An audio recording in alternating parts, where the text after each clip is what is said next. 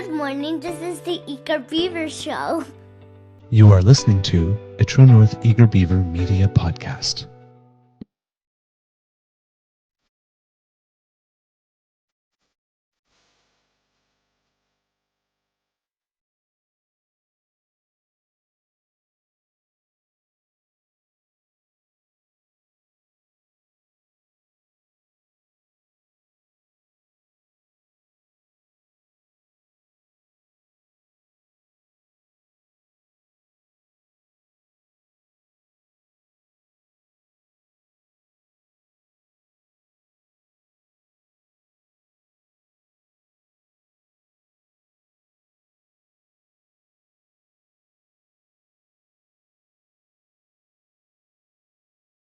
The True North Eager Beaver podcasts are proudly brought to you by our founding sponsors, the Miss V Mysteries from Corvid Moon Publishing, your source for science fiction, fantasy, and cozy mysteries featuring a broad diversity of characters. CanadianTarot.com, your uniquely Canadian online eclectic tarot community and forum, and The Peppermaster, hot pepper sauces made from fresh farm ingredients to thrill your taste buds and expand your mind.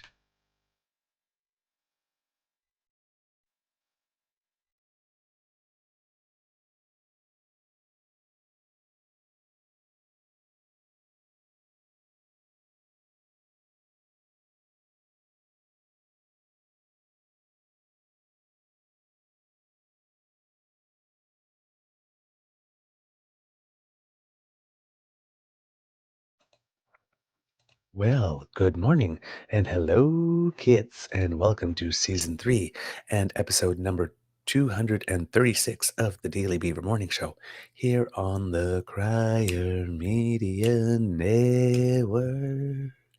Yeah. Today, recording day is Monday, October 30th, All Hallows Eve. For those who really like to celebrate, lots of people in costumes downtown over the course of the weekend because, you're the student ghetto. So lots of sexy everythings. Yes, Sexy nurse, Kingston at sexy Halloween. garbage collectors, sexy scientists, sexy. I Hey, guess.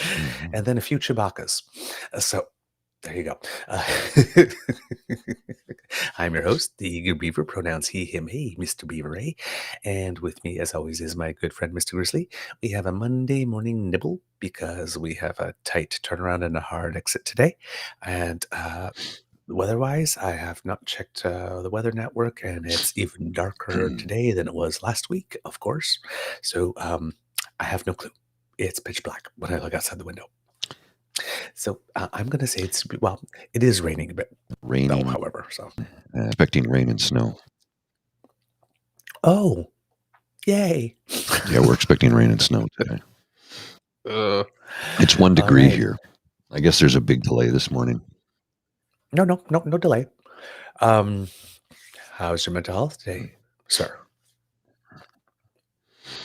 It's not too bad. Physical health is a little off, though. I slept with my contacts in Saturday because I went out as Mr. Clean for Halloween.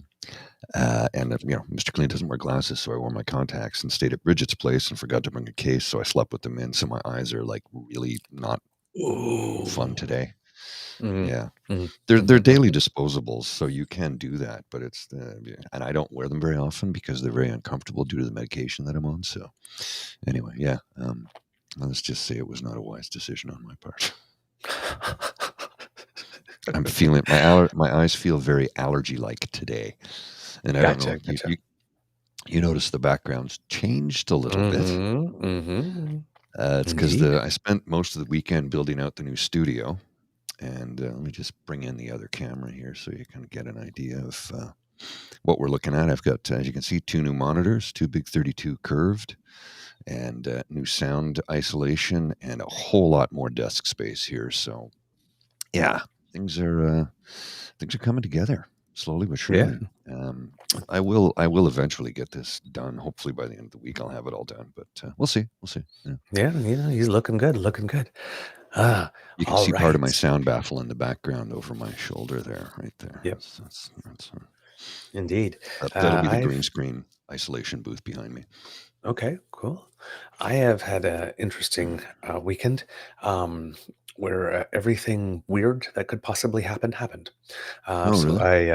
I went to my first curling bonspiel in forever because COVID, and of course, the day before the bonspiel it was 20 degrees Celsius. The day of the bonspiel was 17 degrees Celsius. So of course, again, condensation leaking from the roof, bumps on the ice, tons of flies all over the place.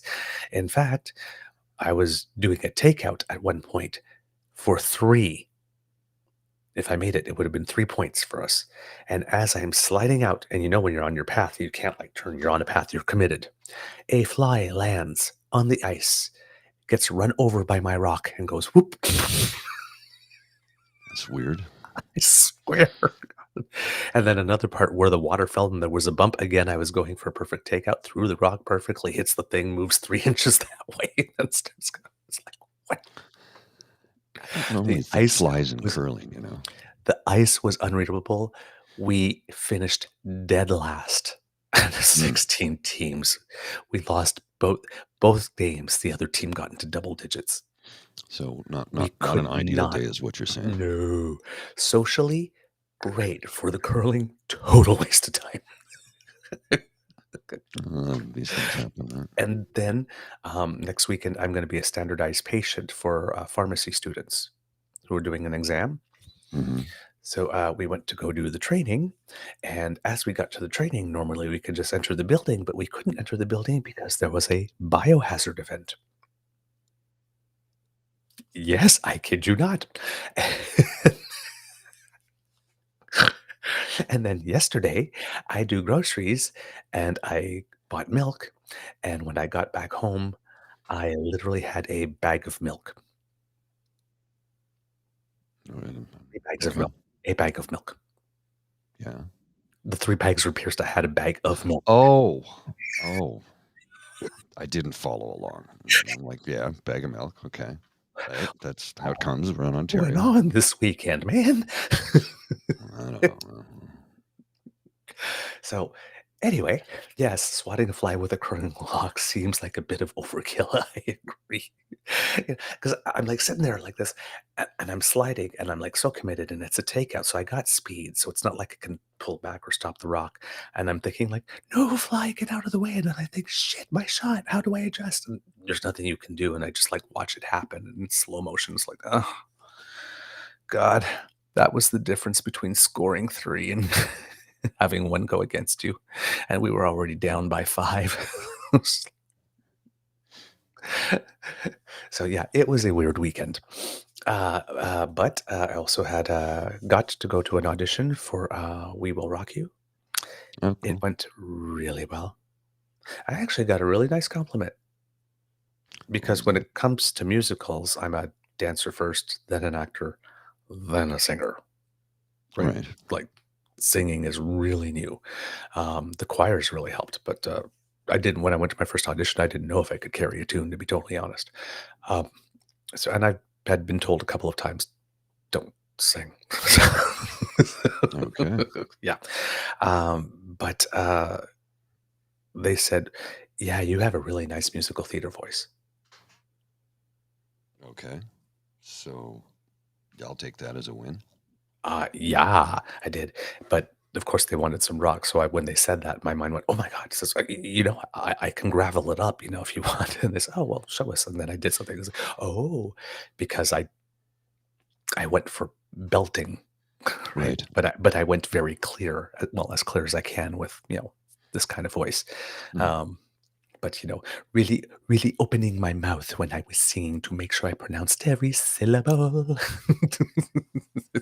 So, oh yes, beautiful musical theater voice. So, yeah, quite a compliment. I guess, training with Holly, who's our choir director, who's also a vocal coach, who is also a specialist in early music and whatnot, has Mhm. helped this baby out. So that's a compliment I never thought I'd get. Yeah. Mhm. Yeah. Take it So where you can get it. So, fingers crossed. I think I did well enough for at least chorus. They asked me, it says here that you'd be willing to take anything, and I just looked at them and said, "Yeah, I just want to be invited to the party." And it's like, "You like Queen?" It's like, "Yeah, I do." And plus, in musical theater, there's very few opportunities to sing rock, Yes, this is true. right? So it's like the one I don't have the compliment about the musical theater voice surprised me because I don't have the voice where I open my mouth and Disney princesses just fall out. So it's like, oh, finally a rock I one, hope not. That would be freaky. Yeah. But there's some men that who sing, they're like Josh Groban, right? That everything's so clear and beautiful and soaring, and it's like, okay, this is where we can have some growl and some like, some sand and gravel in the voice. It's rock. So it's like that I can do. It's like so I think I did well enough for chorus at least, and fingers crossed for everything else because they really liked my attitude when I said I just want to be invited to the party. So Oh, that's I good. think they liked me. So hey, all right, let's hit some news. There's Mr. Clean. There's Mr. Clean on Saturday night. I was handing out magic erasers to people. It was real easy. I just shaved everything, took Africa out of my ear, and just went with the single ring. And yeah, it was pretty straightforward. And people right away. Well, it's because it was cold out, right? It was quite cold, so I'm wearing a hat and I had my big sheepskin coat on, and I kind of looked like a pimp, for want of a better term. I mean, big pimp in a coat. Showed up, so we went to the Carlton Tavern. There was a band playing, a really good band, and I walked in, took the coat off, and it was like, "It's Mr. Clean." You just put that 50 Cent song in my head, PIMP. Yeah. I could hear you walking in like do do do do do do. Well, I had a TNEB baseball cap I was wearing, and I just left it on the table there so somebody gets a little promo product. Oh, clever, clever, clever. Gotta start putting the stickers around town. Oh, and I have Mateo's envelope. I just have to address it. Could you resend me the address because I can't find it? I will do that. I'll send it out today. Okay. We have news, kits. What time's our heart out, Mr. Grizzly? 7:45. 7:45. Okay, so we've got half an hour of news. So let me hit you with it. Let's see, where do we start? Okay, labor news. Lots of labor news. In the United States, the United Auto Workers expanded its strike against GM with an additional 4,000 employees joining in, even as it reached a tentative deal with Stellantis. The UAW president called the deal a major victory for the 14,000 union workers, and a similar deal was reached with Ford last week. In Canada, similar things are going on, and basically, there were talks between Stellantis and Unifor. That's the company, I guess, that they're using for. I thought they were using Ford for the template in Canada, so maybe they have a deal with Ford already, and they're continuing on here. But those talks went down to the wire, and no deal was reached by 11:59 Eastern Time yesterday. So the workers are on strike. Greater than 8,000 people are currently striking against Stellantis, which is the parent company of Chrysler, Jeep, and Dodge. Unifor wants a deal that secures a new vehicle plant in Brampton and wants clarity on what's next for the Windsor minivan plant and its 4,500 employees. Also, negotiating rights to form a local at the new electric battery plant in Windsor and fair wages are topics for discussion. Unifor says it has secured historic deals with Ford and GM, there we go, that include a 20% raise over the next 3 years. So Stellantis is the last of the three. So in the United States, it's a GM who's the holdout, and in Canada, it's Stellantis. But in both nations, it seems that they're getting fairly sizable deals because a 20% raise over 3 years is decent money and will help with gain some ground back after the inflation rise over the last bit, and especially interest rate rise if people have mortgages. So that will help a lot. The Bank of Canada, however, may be banging its head against the desk because they're really trying to bring wages down. But hey, people got to eat and people are going to fight for it. So, pay people what they're worth. Yep. And in more labor news, the week-long strike by workers who operate the St. Lawrence Seaway in Ontario and Quebec is over. So once again, Minister of Labor Seamus Happy O'Regan results. Jr.'s strategy of not rushing in on day one to save business and allow them to actually use the negotiating process as it was intended resulted in a deal. It's amazing how just letting things play out as they should rather than Imagine that. interfering. Yeah. Well, again, right? Conservatives, oh, yeah, we like free markets until the free markets do something you don't like demand to be paid. So, yep. So a tentative deal was reached last night between Unifor. Again, they're really busy. It represents 360 workers who work for the St. Lawrence Seaway or on the St. Lawrence Seaway and management. So the Seaway is fully reopened as of 7 a.m. Eastern today. So 19 minutes ago. There you go. And now it'll be a question, of course, as was the case in BC, having some extra staff or extra shifts to get rid of the backlog that has accumulated over the last week. Hopefully, this deal will stick, unlike the one in British Columbia where they went back and forth about 2-3 times. So they thought they had a deal and then they didn't. And the minister got particularly PO'd and put his foot down.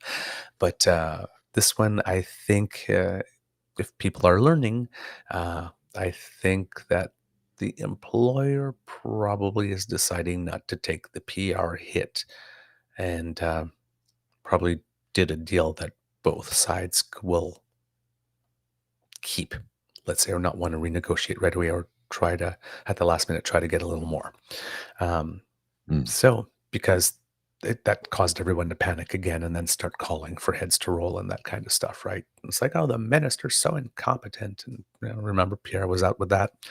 So I'm hoping this one just stays. But again and again and again and again and again, this government proved, and as we showed on the last show, in that interview, Minister O'Regan Jr. Was not even considering intervention at this point. It was just not. He was very adamant about that. Yep. It was not on the table at all. Yep. He's like, no. And he was actually, I love the look on his face, like taken aback at the question. What? Yeah. No, we're not doing that. Offended by the question almost. Yes, absolutely. Yep. That's, again, don't vote for assholes. Vote for people who do that. That's the guy you want in your corner. I'm just saying. Right? Conservatives wanted people to go back to work. The business community wanted people to go back to work. Because if the government does not say, under all that pressure, no, let the process play out. Oh, well, gee, there's all these calls to people go back to work. Gee, my popularity will take a hit. I guess I'm going to force you back to work. And that's not on your side. And that's the default conservative position. So,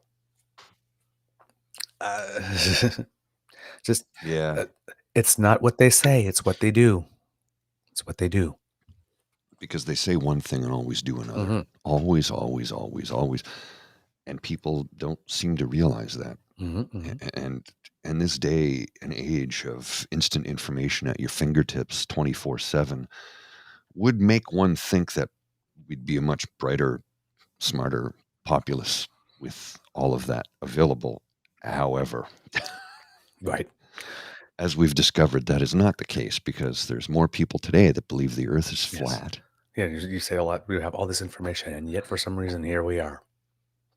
Dumber than ever. In Alberta, the legislature finally sits for the first time following the election that saddled us with you-know-who for 4 years, unless somewhere along the way, somebody out David Parker and turfs her butt too. Because, these people, it's like mafia, but without the loyalty, right? Alberta Finance Minister Nate Horner, talking about the CPP, pushing the Alberta mythology, again, Alberta conservative mythology, again, because not all Albertans. Quote, does a population of 4.5 million have to prop up every program in the country? Oh. Dude, seriously. CPP, by design, is a program where younger people transfer wealth to older people. That's yeah. It's just not serious. You have a younger population because you have very much a very, very, very big migrant worker population within the country. People that come from all over to work there for a time, work really hard for a good number of years, make a decent amount of money, save it, invest it wisely, and go back home. That's your economy. That sounds like a you problem. I'm just saying. Gail McGowan, president of the Alberta Federation of Labor, who I keep on asking, come on our show. Just Gail. Because I'd really love to interview. We don't do so much interviews as to have conversations, but would love to have a conversation with him. He says, the people who know pensions, they are horrified by the proposal. It's dangerous and it needs to be fought both tooth and nail by working people here in Alberta and workers across the country. Because when that hashtag that's going around, hounds off my CPP, that's not just Albertan. She's coming for all of ours. Oh, yeah. She wants 53% of the fund, number one, which is ridiculous on its face. It's like, I don't even know why it hasn't even been established that she needs the fund, because all Alberta pensioners who would be getting the funds out of CPP, even if an APP is created, would still get their CPP when they retire if their money remained in it. So the premise that money even needs to be taken out of the CPP to begin with to start to fund an APP, I'm not convinced of that. And if you want to do that, well, Alberta, you do have a heritage savings fund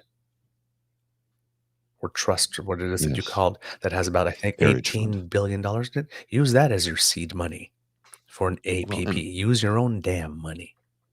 that fund, which was the basis for the fund that Norway has, they designed it after that. Unlike Norway, though, I mean, that was a brilliant design, but the problem was Norway. Well, the problem in Alberta was they stopped contributing to it. And then like they started 30 dipping into it. plus years ago. Yes. Whereas in Norway, all they've ever done is just grow the fund. And it's there if it's ever. They didn't even draw on it during the pandemic. Yeah. And Norway's the richest country in the world. Yep. So they're going to table legislation this week to try to bring this thing down. You've got people like Rick Bell, who said this dog won't hunt. And again, people in Alberta say, because Rick Bell is not a liberal. Yeah. So if he's saying this dog, if Rick Bell is saying it won't hunt, this won't hunt. Of course, the government of Alberta is telling people that they will save up to $1,425 in payroll deductions. Well, yeah, I guess so, because when you have a report that says that you're only entitled to 16 or 17% of it, again, if at all, but 16 to 17%, let's say if you were going to take it and you come out saying, hey, we're taking 53, I guess with that excess money, you can afford to give everybody a $1,425 annual payroll deduction. It's not because the fund is sound. It's because you're funding it with stolen money. Like a whole metric shit ton of it. Like more than double, even more than triple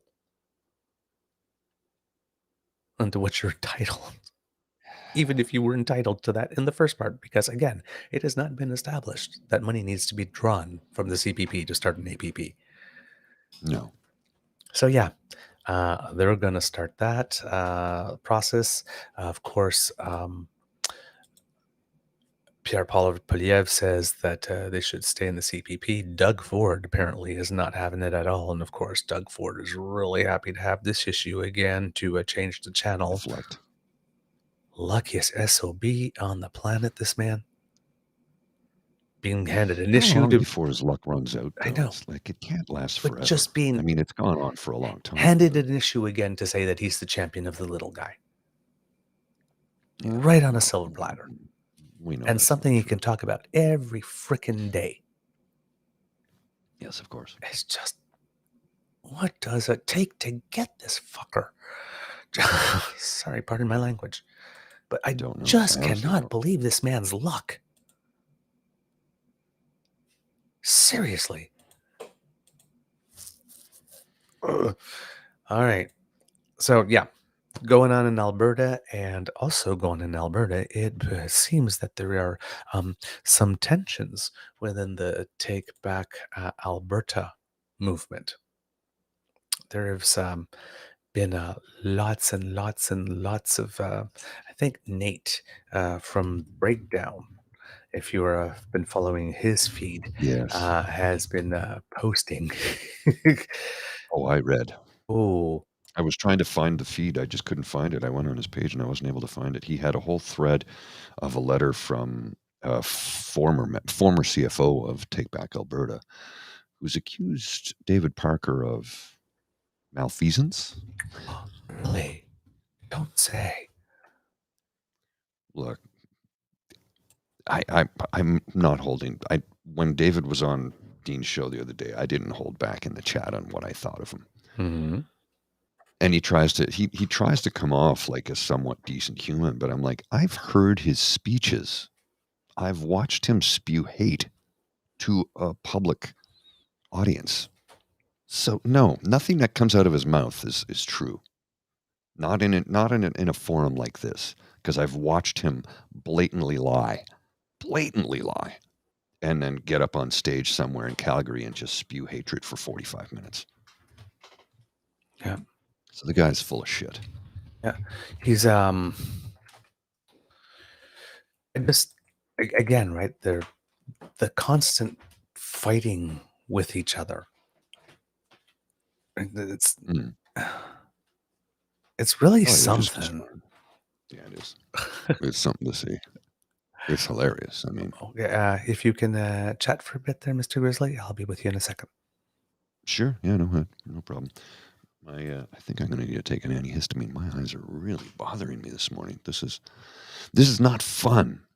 Suffering allergies at it's almost November, and here I am, just dying at the moment. Now I'm self-induced, I believe, because I wore my contacts too long and slept with them. But that, difficulty that creates is that now I am suffering horribly and just feeling a lot of pain. I do want to bring up a quick subject that I think we should deal with because it is in the news. It's newsworthy, and I was going to leave it till the end, but I have a moment now, so I think I'll bring it in now. And that is the passing of Matthew Perry over the weekend. So, this thing I've put on the screen here, I'll read it for the folks listening to the audio only version. I've had a lot of ups and downs in my life. I'm still working through it personally, but the best thing about me is that if an alcoholic or drug addict comes up to me and says, "Will you help me?" I will always say, "Yes, I know how to do that. I will do that for you," even if I can't always do it for myself. So I do that whenever I can, in groups or one-on-one. And I created the Perry House in Malibu, a sober living facility for men. I also wrote my play, The End of Longing, which is a personal message to the world, an exaggerated form of me as a drunk. I had something important to say to people like me and to people who love people like me. When I die, I know people will talk about friends, friends, friends, and I'm glad of that. Happy I've done some solid work as an actor, as well as given people multiple chances to make fun of my struggles on the World Wide Web. But when I die, as far as my so-called accomplishments go, it would be nice if friends were listed far behind the things I did to try to help other people. I know it won't happen, but it would be nice. Matthew Langford Perry, 54 years old, sadly passed away over the weekend, and I don't even know what the cause was. I'm waiting to find out. I, believe it was drowning in his hot tub. I don't know if it was from a heart attack or not. We're waiting to find out. But sad news out of California for former Ottawa resident, lifetime Ottawa Senators fan, and he was an LA Kings fan because, well, he's living in Los Angeles. Drowned in the hot tub is what we're told, Jillian. I don't. That's all I know. They've not released anything else. There was no drugs in his system. Apparently, they've not done a full autopsy. It's no drugs on the scene, no alcohol or drugs on the scene. So, hopefully, hopefully it was just when you have abused your circulatory system for as many years as he did via drugs and alcohol, sometimes the heart just can't pump anymore. And I think that's what the case was with Matthew Perry on the weekend. Yeah, and I believe he was found dead, drowned in his jacuzzi. So I mean, if you in like very, very hot water, your heart has to pump a little harder, and so Yes, could very much have something to do with that. I just there was though he had a tough time for a period, he seemed to have been getting through on the other side, and he had his memoir that he wrote that was very, very popular bestseller. Can't remember the title of it off the top of my head. Friends, Lovers, and the Big Terrible Yeah. Thing. And as I was listening to the tributes and stuff like that, there was one quote of his at the end where he was saying, "I would like to be remembered as somebody who lived well, loved well, was a seeker, and his paramount thing is he wants to help people." And at the end, I would say he achieved that. So, but it's a huge loss. Yeah. Well, yeah, and I noticed Rhiannon put a comment in here. I'll put it on the screen for those who want to read it. I'll read it out loud, though. They're waiting for toxicology results. They found some prescriptions related to antidepressant and COPD. Staying in a hot tub for long periods can be dangerous. He was playing pickleball 4 to 5 times a week. Did you know he was a nationally ranked tennis player in this country when he was younger? I did not know that. Yes. Oh, yeah. He was quite an exceptional tennis player, actually. Yeah, he was nationally ranked when he was quite young. His father, his birth father, Matthew John Perry, was the Old Spice man, and his stepfather, he was the Old Spice guy, and his stepfather is Keith Morrison. Yes, the journalist Keith Morrison. Yeah. Yes, very good journalist. And he went to elementary school with Justin Trudeau. Yep, absolutely. Big Blue Jays fan as well. Mm-hmm. I mean, he spent the better part of his childhood here up until the age of 15. That's when he moved to LA to be with his father. So the formative years were spent here. Oh yes, no, he came back to Ottawa frequently, Mm-hmm. and it's funny the Hollywood connections that this city has. Yeah. I remember a bunch of years ago, Tom Cruise was on the Oscars, and he talked about growing up in Ottawa, Canada, when I used to play ice hockey, and I was like, Yep, it was true. It's true. He did. Yeah. Oh man, and then just other celebrity connections. It's like like one of the famous ones, right? When Mike Fisher was playing for the Sens and he was dating Carrie Underwood. So it's like we had a Taylor Swift type thing before Taylor Swift was big. When they first started dating, she had no idea how popular hockey is in this country because she didn't grow up a hockey fan. Right? She is now, but she had no idea. And one day they were walking through the Rideau Center, and my sister was with my mother in the Rideau Center. My sister goes, "Oh my God, is that Carrie Underwood?" And my mom's like, "Who cares? There's Mike Fisher." And Carrie Underwood was shocked because everybody came to get Mike Fisher's autograph and were kind of pushing her out of the way to meet him, which I'm like, yeah, that tracks. That tracks. Oh, hi, like, you're famous. Oh Mike, how you doing? Yeah, you're lovely. You're lovely. Love your music, Mike. Yeah. Sure.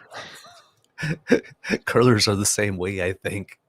It's like you go to a curling event like this, and all of a sudden, you see Craig Saville walking the hills, or Benny Hebert, like it's like, damn. It's like no idea who those people are, but sure. Wonderful, wonderful people.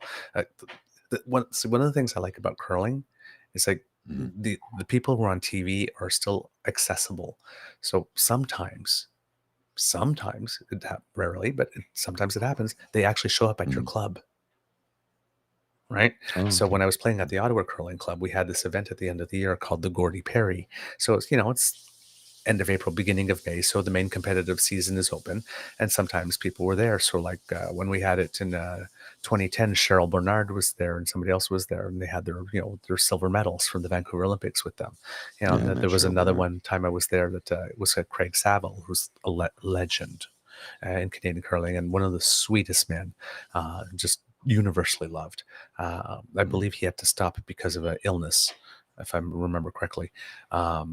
But closing dinner, sitting right at his table with him and his wife, just chatting. That's like I'm sitting there like I'm having supper with Craig Saville, like just because I decided to enter Bonspiel. Like it's just crazy how that happens. So, when you go to like something like the Briar or whatnot like this, and you see them walking the halls or whatnot, like if they're not in a game or going to a practice one, they'll stop and talk to people. It's like, hey Ben, and they'll just yeah, they're great people. It's a great sport that way.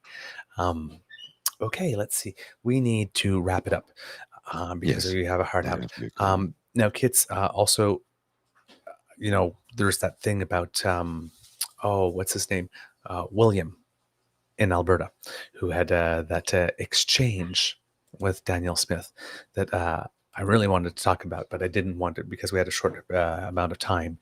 I didn't want to rush it through. So it's not that I've forgotten it because it's kind of a big deal. So hopefully we'll be able to get it on another show. But in case it slips my mind in the chat, please remind me because I do want to bring that to you because that was a major moment. All right, kits. That's the end of this episode of the Daily Beaver Morning Show here on the Crier Media Network. We hope that you love listening to us because we love making this for you, because sharing is caring. Please tell your peeps and poops all about us. And because democracy is something that you do, if you can donate to the Red Cross, that would be great. Remember, if you live in the Northwest Territories, you have a territorial election coming on November 14th, so about 2 weeks away. Make sure you vote early if you can. And if you're planning to go vote, plan your vote and bring a friend with you because friends don't let friends do democracy alone. Right? Let's see. If you would like to make sure you don't miss an episode, please go to our pod page. That's our pod page sponsored by the Ray Girl. www.podpage.com/TheTrueNorthEagerBeaver, lowercase letters with a hyphen between each one of those words. If you subscribe there, when there's something fresh off the bandwidth, we will come directly to you. And since you like subscribing, why not go to our True North Eager Beaver Media Incorporated YouTube page, where you can make like Kit Elaine and smash those buttons, like, share, subscribe, our 3 favorite words other than Mr. Grizzly. Free beer today. Yes. And if you would like to, help us with those other 3 favorite words, free beer today, well, that squiggly right by Mr. Grizzly's head right there brings you to our coffee page. That's coffee, ko-fi.com/eagerbeaver, lowercase letters, all in one word. And that's where you will find the Beaver Lodge's tip jar, where you can contribute to our emergency hydration fund. In other words, give us free beer today. It's a sweet deal. I like that. We work for beer. All right. From the Beaver Lodge, this is your Eager Beaver saying, it could be a tough world out there, so please be kind to and gentle with yourself. Mr. Grizzly, some words of wisdom, please. A 16-second video clip to sum it up, I think. No audio with it, just a clip of Matthew Perry waving. Very proud of his Ottawa Senators.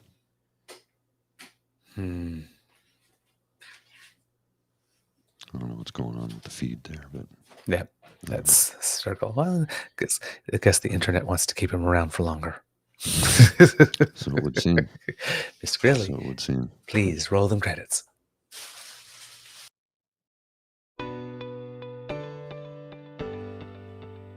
You are listening to a True North Eager Beaver Media Podcast. The True North Eager Beaver podcasts are proudly brought to you by our founding sponsors, the Miss V Mysteries from Corvid Moon Publishing, your source for science fiction, fantasy, and cozy mysteries featuring a broad diversity of characters. CanadianTarot.com, your uniquely Canadian online eclectic tarot community and forum, and the Pepper Master, hot pepper sauces made from fresh farm ingredients to thrill your taste buds and expand your mind.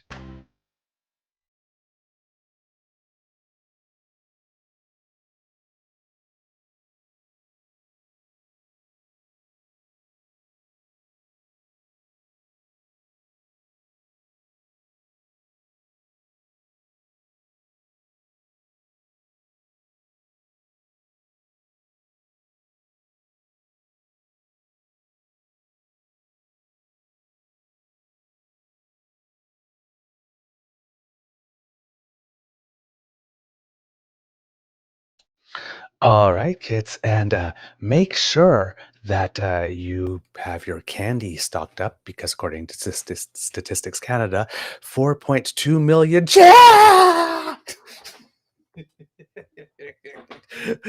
What the hell? It's Halloween. Oh, right. 4.2 million children are of prime trick-or-treating age, and a few of us that have never grown up either. So make sure you're stocked up. All right. Yes. See ya.